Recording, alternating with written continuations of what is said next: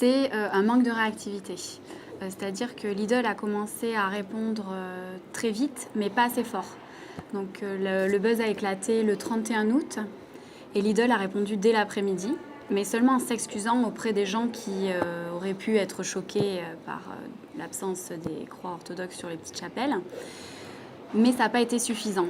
À partir de là, Lidl a été obligé de répondre plus fort.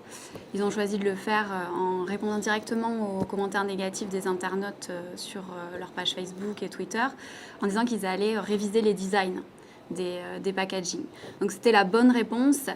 Après, c'est peut-être arrivé un peu tard, puisque c'était 7 jours après le début du buzz. L'essentiel, c'est d'être le premier au courant. Le premier, la marque, hein, j'entends les communicants, les marketeurs, tout ça. Vraiment, quand on est le premier à savoir, on a du temps. Donc on peut préparer le contre-argumentaire, on peut contacter les gens qui ont été choqués, on peut contacter la presse et défendre sa propre vision. Parce que les gens, en fait, ils vont être au courant du buzz que quelques jours plus tard, quand c'est arrivé dans la presse, quand tout le monde en parle, quand c'est sur nos réseaux sociaux. Et c'est à partir de là que ça fait du mal, en fait, à l'image de marque. Donc si Lidl avait été les premiers à savoir, ils auraient pu anticiper et peut-être que ça n'aurait pas fait le tapage médiatique que ça a fait au final. Alors, il y a plusieurs étapes qui marquent la gravité d'une crise. Déjà, est-ce que la presse s'en empare ? À quel moment ? Voilà, là c'est le cas. Est-ce que le buzz va dépasser les frontières ?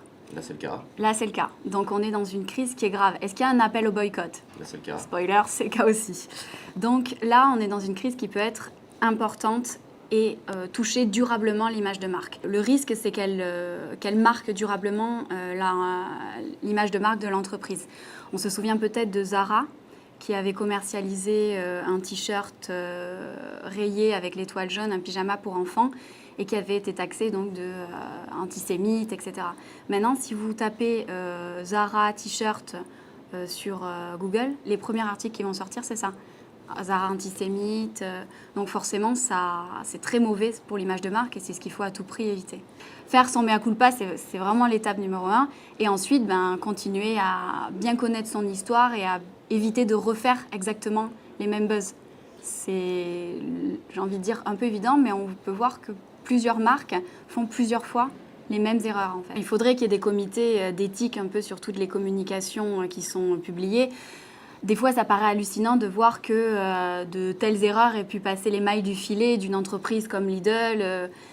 Donc, ce qu'on conseille, c'est de prendre ça au sérieux, puisque ça peut avoir des conséquences sur l'image de marque, et donc de mettre en place des doubles vérifications. C'est aussi simple que ça, des comités qui vérifient que tel signe n'est pas en contradiction avec telle religion, que effacer les croix, effectivement, ça peut choquer des personnes, et dire non si c'est pas une bonne stratégie.